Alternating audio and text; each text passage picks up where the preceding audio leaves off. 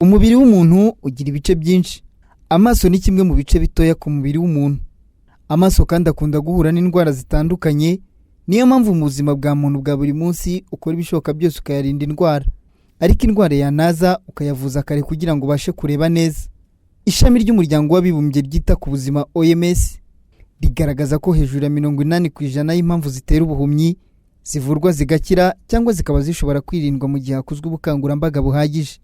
Ni muri urwo rwego hirya no hino mu gihugu hagenda hashyirwa ibitaro byita ku barwayi amaso, kuko ubushakashatsi bugaragaza ko kugeza ubu mu Rwanda hari abarwayi barenga 50,000 batabona amaso yombi, naho 80% y'ubwo buhumyi bukaba buvurwa bugakira.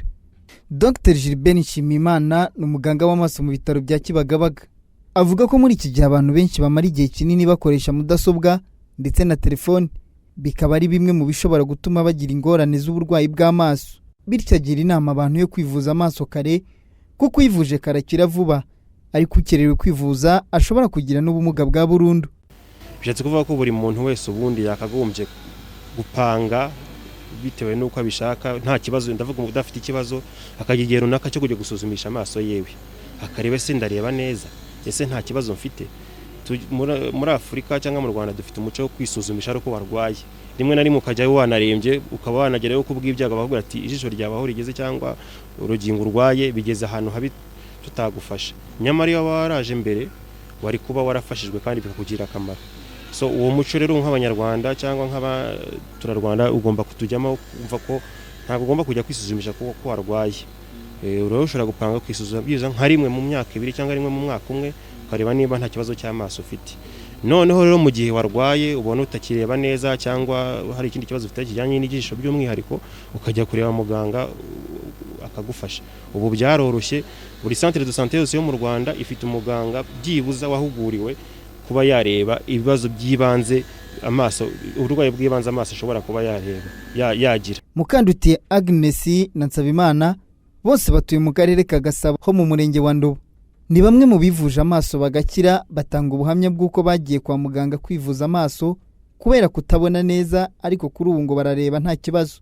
Ubwo rero naje kwa muganga hano ndwaye amaso, ariko cyane ijisho rimwe niryo ritabonaga. Barambaga rwose, bankorera ibintu byose bishimishije, ndangije ndasohoka. Umunsi naje rero nsubira muri controle mu byuma, banshyiriraho inyuguti zananiraga kuzisoma ntazibona. Ndangije uyu munsi iri jisho ritabonaga, inyuguti banshyiriyeho hariya bashyiraho ibyiciro 3. Icyiciro cya mbere nakibonaga ari nini, n'ikindi ndazibona ari nini, n'ikindi ndakibona ari nini. Hanyuma ndangije ku cyanyuma nanone twatunyuguti duto mbona ndatubona neza, mbona ijisho rirabona.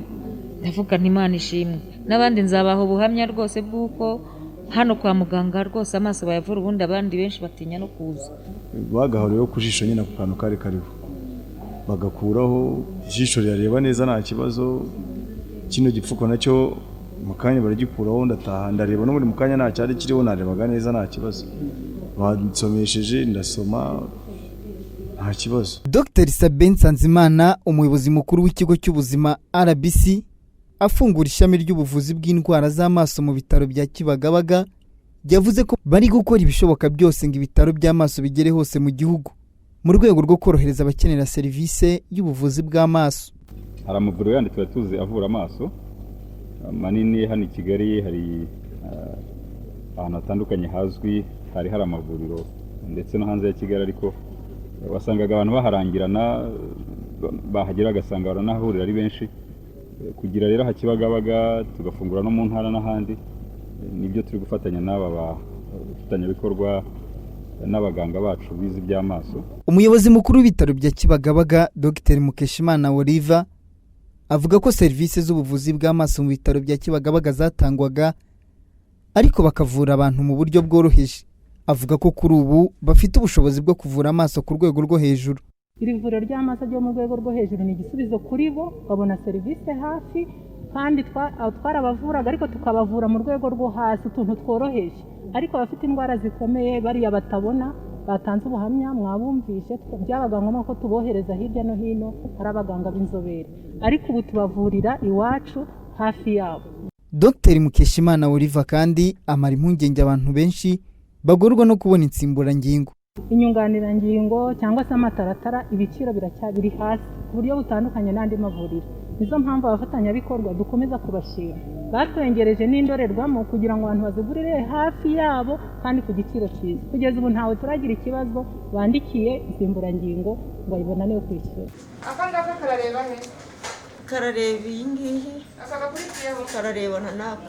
akangaka karareba. Ibi byose kandi ubihuza n'uko iyo witegereje neza ukareba nibura mu itsinda ry'abantu 10 bari hamwe cyangwa bagendana, umwe muri bo aba yambaye indorerwamo z'amaso abantu bakunze kwita rinete.